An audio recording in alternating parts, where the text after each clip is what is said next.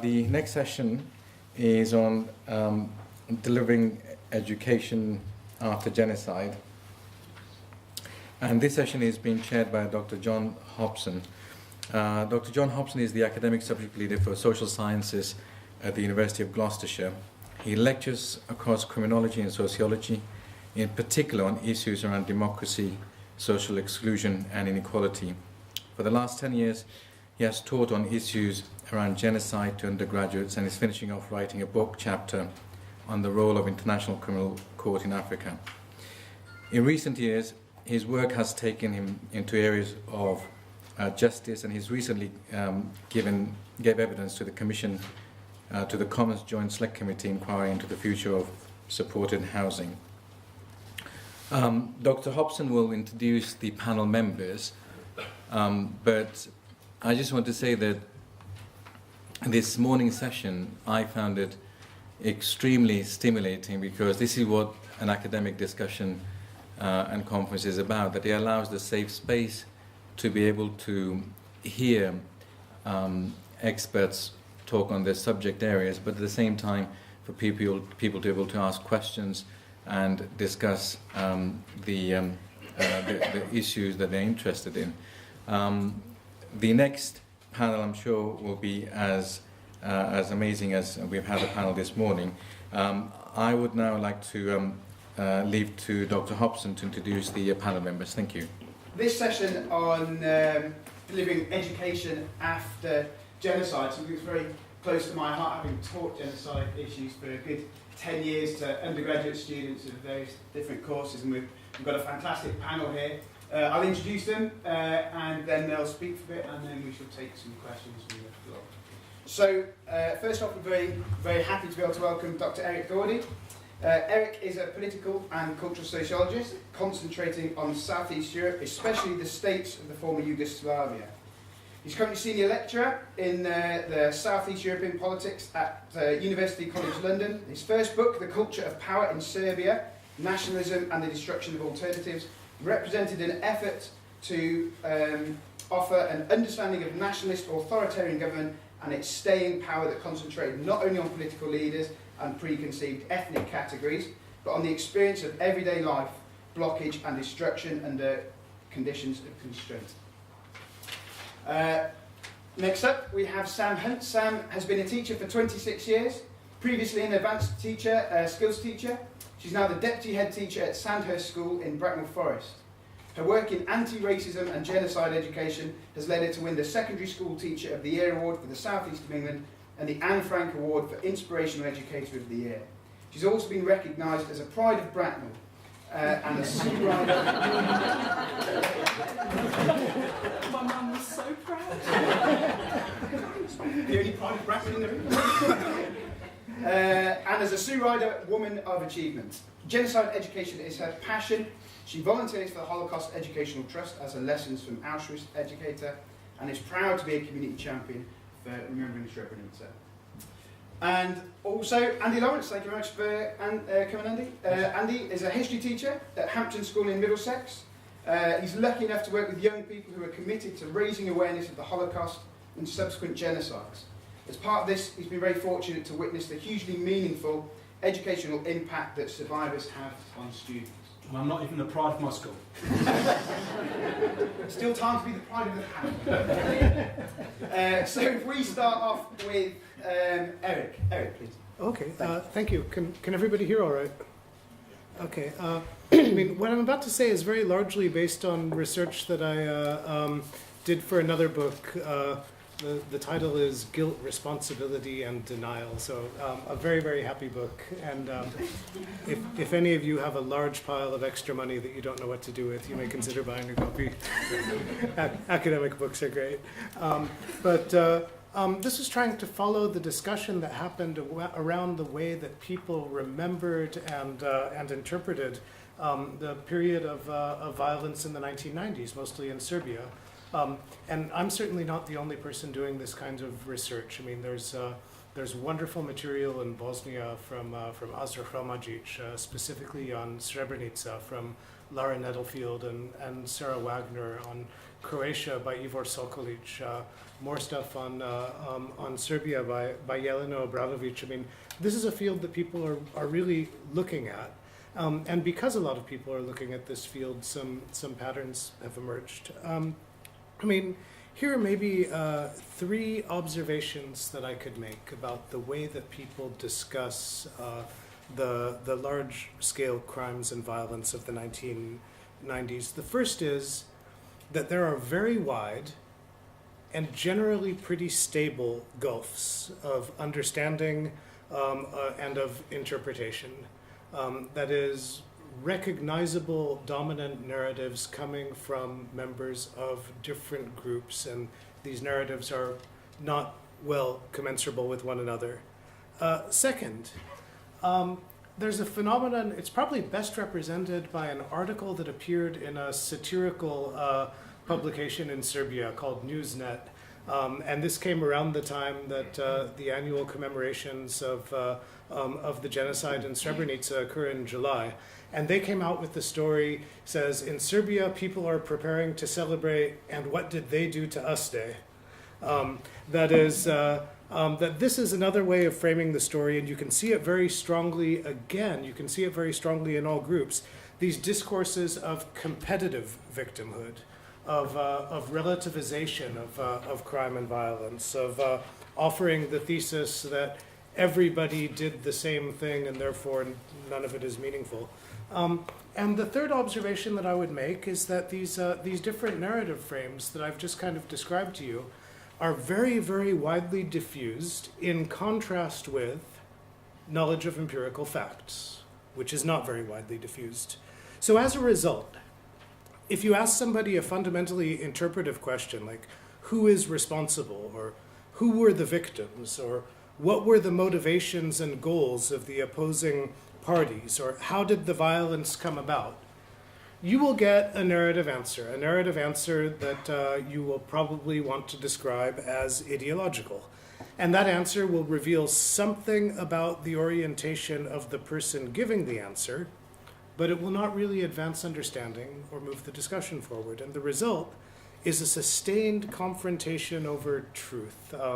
That's why I gave this presentation a title that was, I was attempting to be provocative. Teach the facts, not the truth. These confrontations that I've just described to you are confrontations over truth. And in this context, what do we mean by truth? This is what I think truth is. Truth is an interpretation of contexts and of meanings that is backed by a structure of institutional and political power, meaning that there are different truths, and we know that they are truths because they are very strongly held, and they are in competition with one another. And there's another thing we can note about this, that as time passes by, it's now 22 years since the genocide in Srebrenica, this means that contact with the experience of violence becomes more indirect.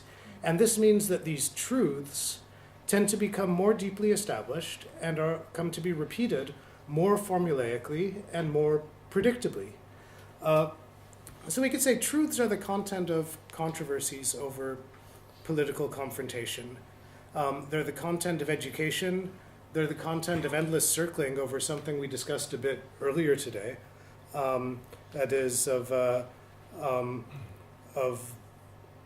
scholastic disagreements on the definition of genocide and so on. What I would say in general about truth is that truth is not helpful. And the reason it is not helpful is that it doesn't appear to be very open to alteration. It doesn't appear to be open to change. Truths are ideology. They are not knowledge. Now, meanwhile, this is what happens if you ask an interpretive question. If you ask a factual question, you're likely to get a wider variety of answers. You can get information that is either accurate or inaccurate. It's not a crisis to get information that is inaccurate. If facts are available, then inaccurate information can be corrected with facts. But more often than anything, you're likely to get a response like this. Somebody will tell you, it's not completely clear, or I'm not sure, or I don't know, or I've heard about this, but I'm not sure whether I believe that it's true. That is to say, that responses to factual questions are a mixture of limited knowledge and of limiting attitudes. In fact, what the research indicates about all of these discussions is that there exists a very small number of incidents that have been very heavily researched and that have received very heavy publicity.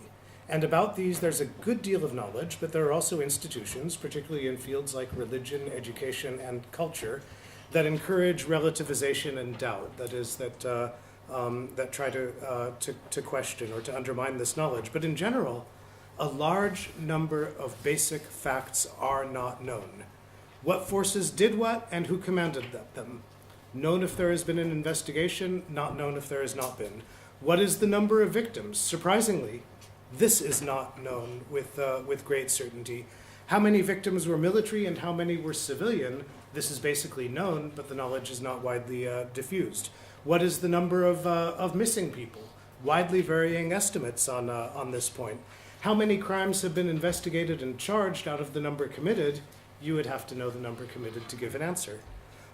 Now, more research indicates, and here I want to concentrate on some of the wonderful research that's been done by Jelena Obradović in Serbia. She contests the view that people do not change their perceptions in response to the revelation of facts. She says they do. But they do it in a way that is personal, and they do it in private contexts rather than in public contexts. And the way that they do it doesn't correspond to the kind of idealistic way that you hear from promoters of criminal law or of political institutions, that truth will lead to confrontation, will lead to change and so on. That is, they do it in unique ways that are personal and sometimes they're self-serving.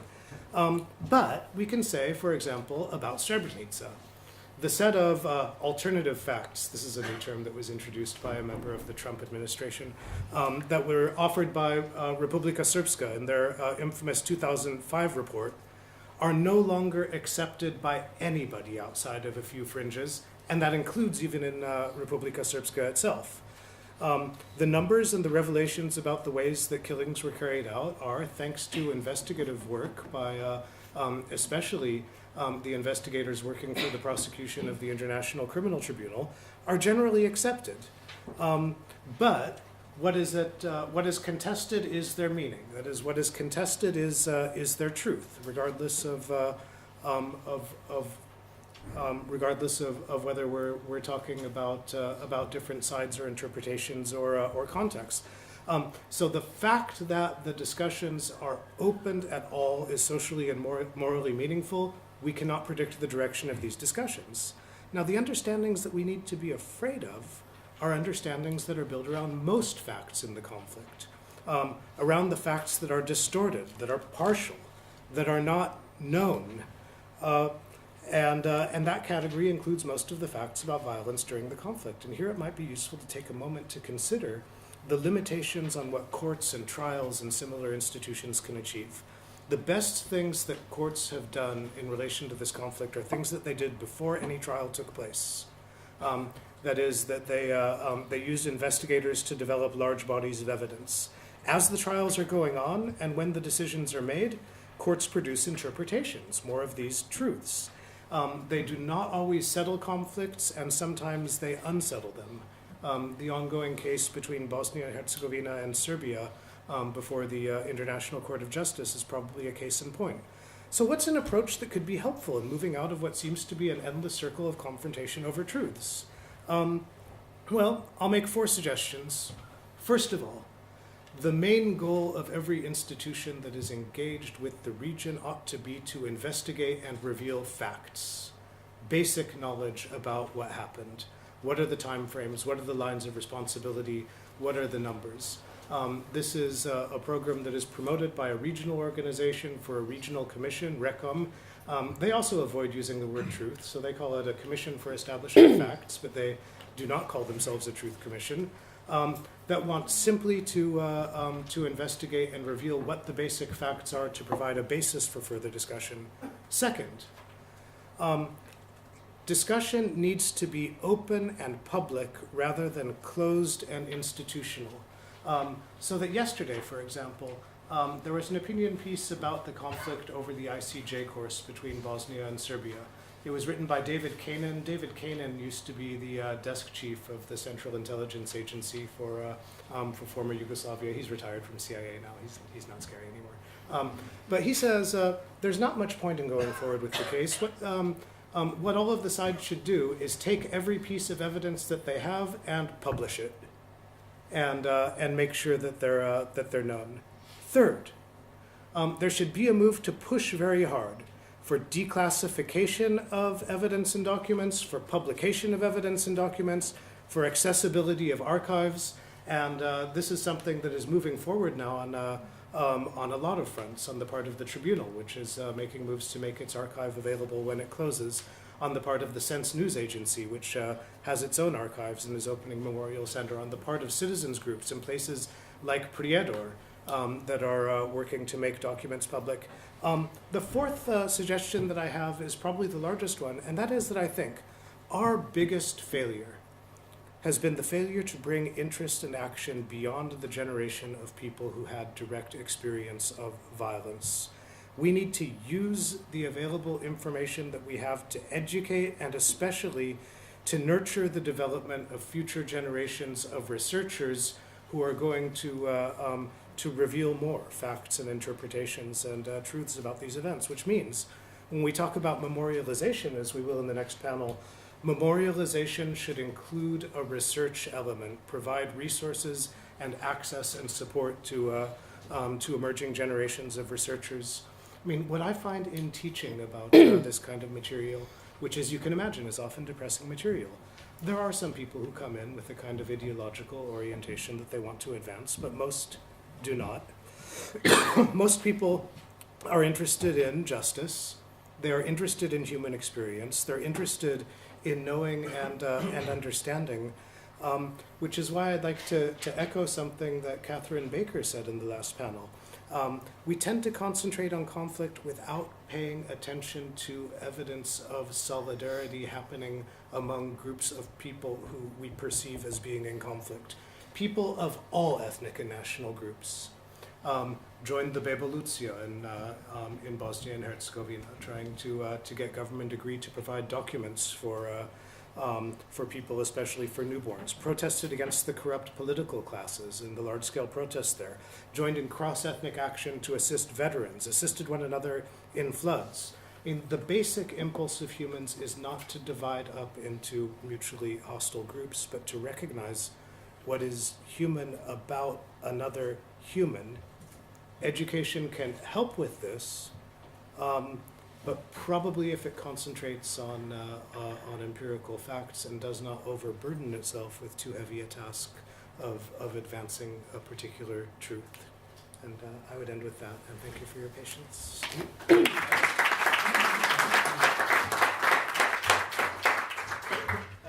Truth are ideology, they are not knowledge. Thank you very much for that vote. Appearing in the paper coming Tuesday. Sam. Good afternoon, and thank you so much for inviting me to speak at such an important event. In my speech, I'm going to focus on where genocide education fits into the school curriculum. I'll give my thoughts about why we should teach genocide education at all, and I will outline the approach that we have taken at my school, Sandhurst, which has beacon status for genocide education. So where does it fit into the school curriculum? Well, Holocaust education is statutory in the Key Stage 3 history curriculum. But apart from that, there is no imperative on schools to teach about any other genocide. And many schools will shy away from doing so, stating a lack of resources, a lack of curriculum time, poor teacher subject knowledge as reasons to avoid doing so. Many schools will argue, well, these atrocities did not in the main affect UK citizens. And the UK has not suffered the long-term consequences of the tragic events in Srebrenica, Cambodia, Rwanda and Darfur. So why should our children care? Other schools will shy away from teaching such events because they are scared about traumatising young people and getting lots of parental complaints. And so they just will not touch such events. So whilst there is no statutory requirement for us to teach about genocides other than the Holocaust, I would argue that they should nevertheless play a vital part in our curriculum. After all, schools must deliver high-quality spiritual, moral, social and cultural education, instilling in the future generation an understanding of other cultures, an understanding of our social responsibility, an appreciation of right and wrong, and the value of all humanity. More recently, schools must now teach our children so-called British values. And what can be more British than having a tolerance and a respect for other human beings? I also believe it is when we see what can happen when democracy, the rule of law, and individual liberty are destroyed, then we can truly appreciate what we have in this country. And all of this can be delivered through genocide education. I also firmly believe that it is vital for schools to develop the global citizens of the future.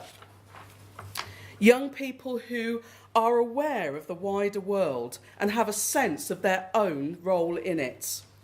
People who respect and value diversity, who have an understanding of how the world works and are outraged by social injustice. Surely we want our next generation to participate actively in the community at a range of levels, from the local to the global, and are willing to act to make the world a more equitable place. Equipping our young people with academic qualifications is of course vital, but in my view it is just as vital to help them to develop the knowledge and skills that they will need to become healthy, happy adults who go on to make a positive and active contribution to the world in which we live. And this is where genocide education can fit in. I believe this ethos can be summed up in the words of a genocide survivor who wrote, "Dear teacher, I am a survivor of a concentration camp. My eyes saw what no man should witness. Gas chambers built by learned engineers, children poisoned by educated physicians, infants killed by trained nurses, women and babies burned by high school and college graduates. So I am suspicious of education. My request is to help your students become human. Your efforts must never produce learned monsters, skilled psychopaths, educated Eichmanns. Reading, writing, arithmetic are important only if they serve to make our children more humane." I believe that we need to teach our children to be active upstanders rather than indifferent bystanders when faced with the oppression of their fellow human beings, and to challenge them to consider when we today are being bystanders, deaf and blind to the plight and the suffering of our fellow human beings. By showing young people where prejudice and discrimination can lead, when left to develop unchallenged and unchecked, I hope that we can inspire our children to act, to stop it in its tracks. And this is the approach that we have taken at Sandhurst School. Genocide education and commemoration have become embedded in the ethos and fabric of my school, where we have also set students the challenge to make the world a better place. We have been enabled to do this through the fantastic support of organisations like Remembering Srebrenica, who provided high-quality, invaluable resources and fantastic training to our teachers. And so we encourage our students to see life and the world through another person's eyes, through giving them the opportunity to meet people who have survived extraordinary suffering. We confront them with the realities of man's inhumanity to man, through taking them to visit sites related to the Holocaust in Poland, to visit Bosnia and Herzegovina with Remembering Srebrenica, where they meet the mothers of Srebrenica and learn how difficult it can be for individuals and a country to move on after genocide. And we also take them to visit Rwanda, where they work side by side with genocide survivors and their dependents, gaining a deep and compelling insight into the lasting legacy of genocide. However, I believe that if all I achieve through teaching our students about genocide is to make them cry and to make them feel sad, then I have absolutely failed. I want my students to feel enraged that such atrocities have happened in our world and still happen today. I want them to know that genocide is not inevitable and it can be stopped if enough good people take a stand. I want to inspire the next generation of upstanders to be the change that they want to see in the world. And the results of this programme in my school have been astonishing. Many of our students have been motivated and galvanised into social and political action. Students, for example, have been keen to inform the wider world about the evil and dangers of genocide. Hearing the testimonies of those who have survived the very worst atrocities has motivated many of our students to campaign for human rights by starting their own Amnesty International campaign group. Moved by the plight of refugees fleeing from unimaginable horrors, and by the needy and homeless in our own community, the students at my school regularly give of their time and resources to help others. Also, my school is very near to Sandhurst Military Academy. They're very posh, we're not. Through the Genocide Education programme, many of our students have developed a zero-tolerance attitude towards racism and have been willing to stand up for their beliefs. A couple of years ago, for example, the Muslim community of our area applied for planning permission to turn a derelict eyesore of a building into a beautiful purpose-built mosque. Our students were outraged when the English Defence League descended on our town to protest, ludicrously claiming that the worshippers would use the mosque as a vantage point from which to shoot soldiers in the military academy. Many of our students joined the counter-protest against the EDL. And our students have even taken us, their teachers, to task. When students were being subjected to homophobic bullying in my school, many students petitioned the school demanding action and wanting to know why homophobia was not being tackled in the curriculum. It is now. Finally, after being taught about the Holocaust, Cambodia, Rwanda, Srebrenica and Darfur, some of our students came forward 8 years ago and said that they wanted to do something specific to work with and to help genocide survivors. As a result of their interest and demands, we started a programme called Reaching Rwanda, which has now developed into our own NGO. Our students work in close partnership and develop friendships with genocide survivors in Rwanda. They have worked together to raise in excess of £90,000. We have used that money as a school we have now started and we now run 22 different businesses in Rwanda, providing employment for over 100 survivors of the genocide. We are currently, as a school, putting 27 survivors of the genocide through education in Rwanda. We provided farm animals for 15 orphan-headed households, and we've bought land and are building our own village in Rwanda, so far housing 40 orphans of the genocide.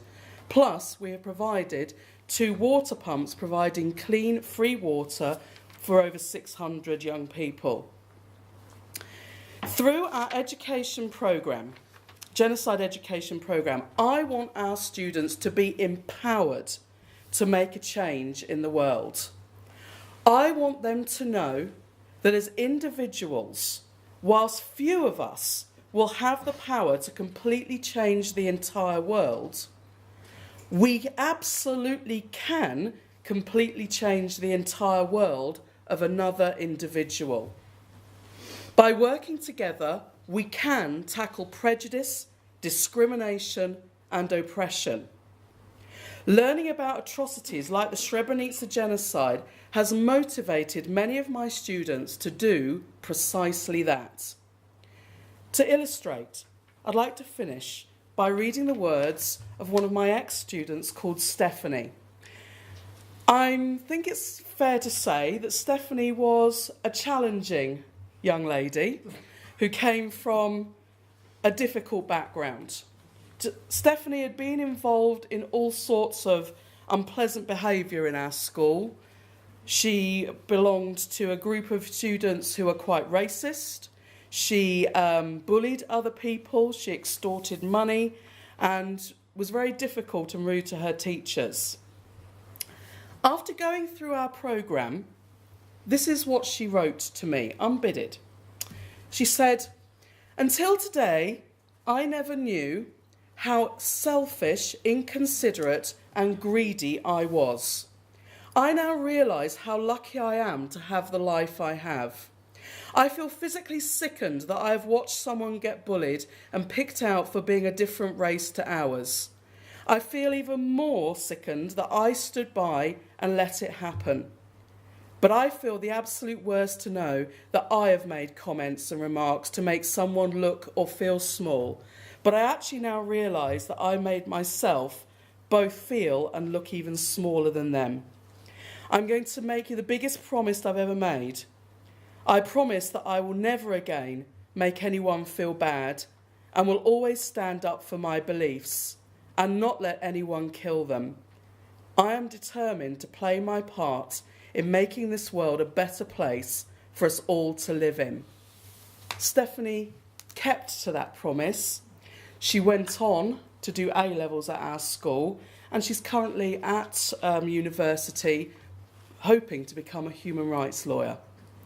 I would call that real education. Thank you.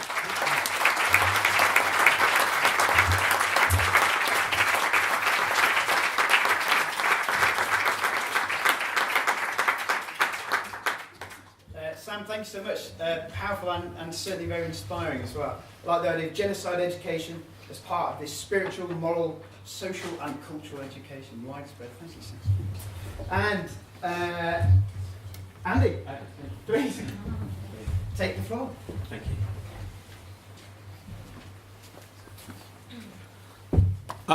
Wow, that was fantastic, wasn't it? Now you can tell why she's Pride of Bracknell. Brilliant. Follow that. Good afternoon, ladies and gentlemen. It's a pleasure to be here. Just before I start, can I thank very much indeed Dr. Azmi and Rebecca as well for everything you've done to make the day possible and for the invite. I should be teaching Year 10 Cuban Missile Crisis right now, so this is a win-win. This is brilliant. Thank you very much.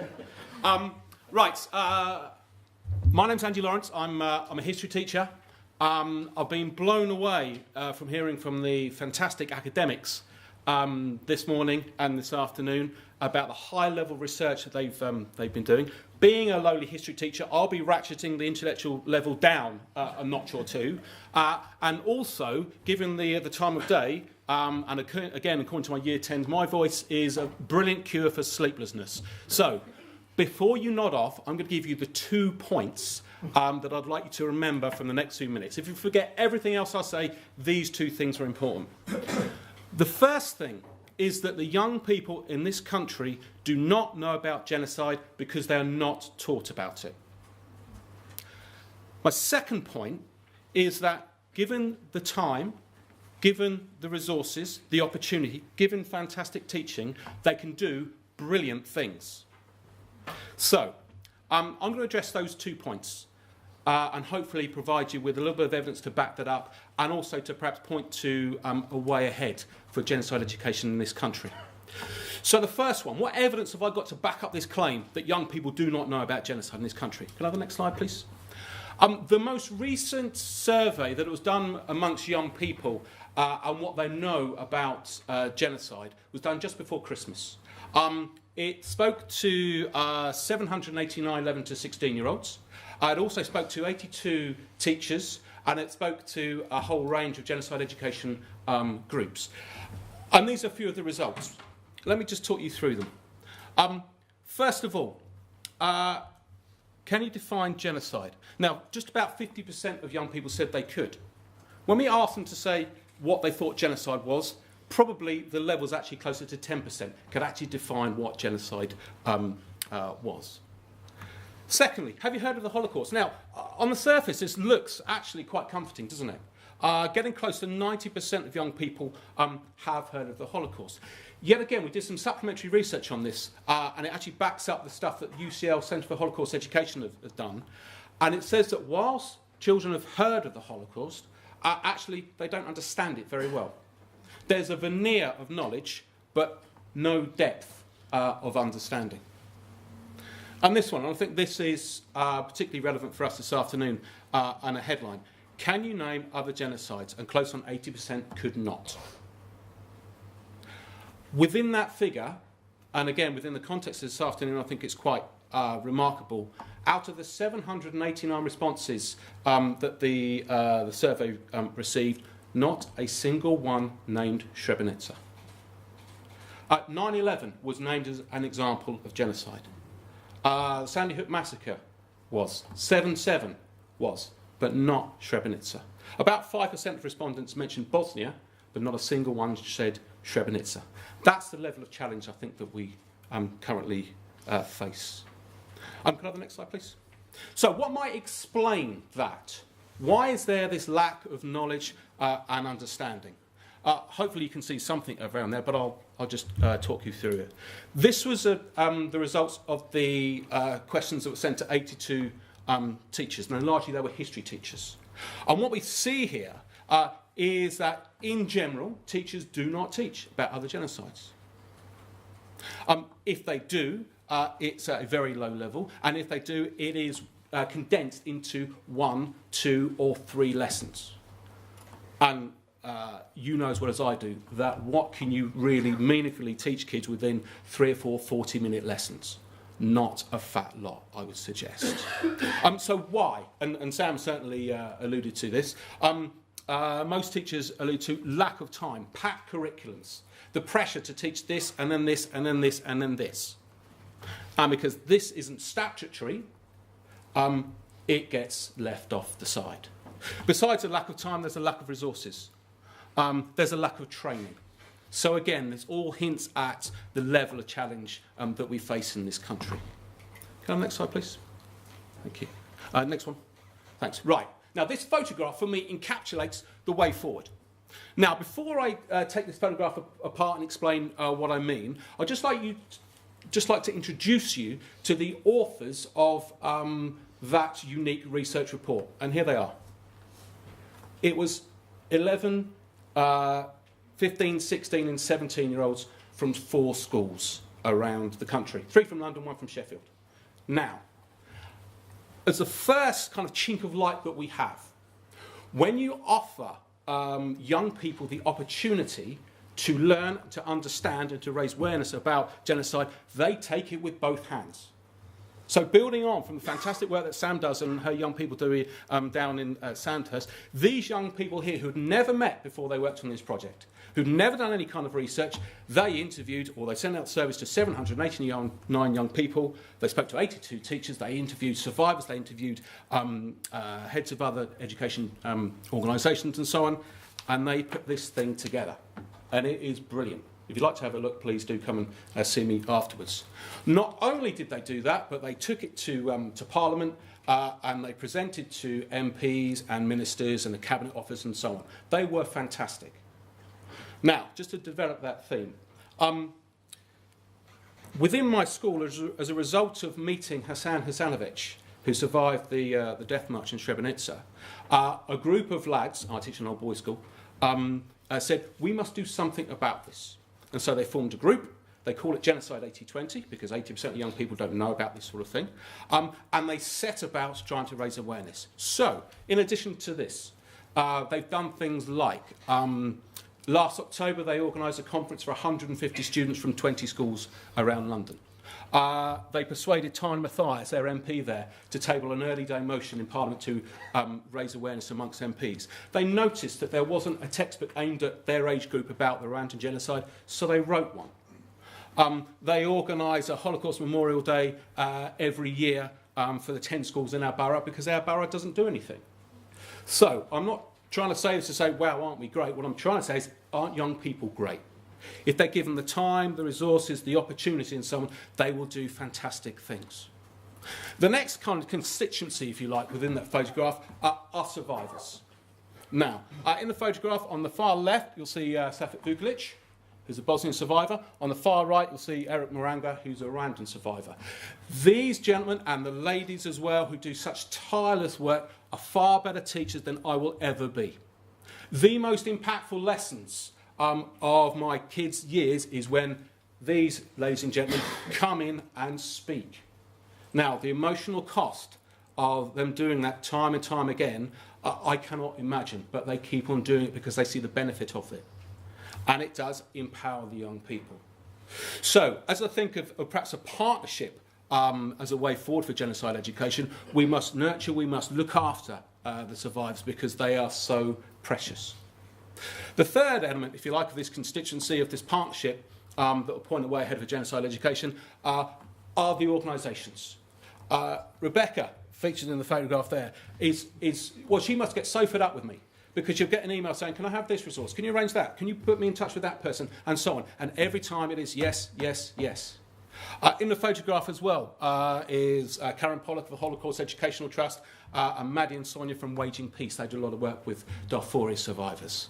So the organisations that we have in this country that Remembering Srebrenica is such a fine example of are, again, absolutely vital to provide the resources and the knowledge and the context and the support to help teachers like Sam do what Sam does so brilliantly. And I guess the other element there are teachers. And you'll see, you won't see me because I took the photograph, but you'll see 2 or 3 teachers in there from the various schools who, again, are, when given time and resource and so on, can encourage their young people to achieve fantastic things. So, what do we have then? We have, in this country, we have a general scenario of a lack of awareness, a lack of time, a lack of resources, a lack of knowledge. But we also have a group of young people who really value this kind of education. And you can see what Sam has described. When they're given the chance, they will grasp it with both hands and they will do amazing things. I'd just like to finish. Can I have the next slide, please? Thank you. I'd just like to finish, if I may, with a letter. Now, the boys in our group knew that I was coming along here today, so they said, right, given you'll have a captive audience, can you read out our letter? So this is the letter they wrote, and I've even amended grammar and so on it. Something's not great, all right? So anyway, here we go. So, dear conference guests, we are the pupils from Hampton School who meet every Thursday lunchtime as part of the Genocide 8020 project. We work in our spare time to try to help other young people learn about genocide and its consequences. As you've been forced to listen to Mr. Lawrence for so long, detentions are coming, I'll tell you, we thought we would ease your pain and write a few more interesting words. We wonder if you could possibly help us with a couple of things, please. Firstly, we really need you to help raise awareness of the genocide that happened in Srebrenica. We've had the honour of meeting survivors from Srebrenica, and what we heard made us determined to make sure that something like it would never happen again. More specifically, We wondered if you could help us with our plans to mark the 22nd anniversary of the genocide in Srebrenica. We want to remember those who were murdered by writing each of their names on a special kind of memorial which we would like as many people as possible to see in early July. We hope to recruit other young people from other schools to help us as well. So, if you are really important, have great connections, or have a brilliant idea that could help us reach a large and significant audience, please do let us know. More importantly, if you know a school near you, please ask them to get in touch with us so that we can collaborate with them to commemorate the genocide and make sure that it never happens again. We may have 0% of the power, but we are 100% of the future. We hope that you can help us. Thank you for listening. And that's from Chris, Tom, Maxie, Harry, Harris, Samuel, Hashim, Oscar, Freddie, James, Pravin, Egon, Jack, Tom, Louis, and Harry. I'll end with that. Thank you.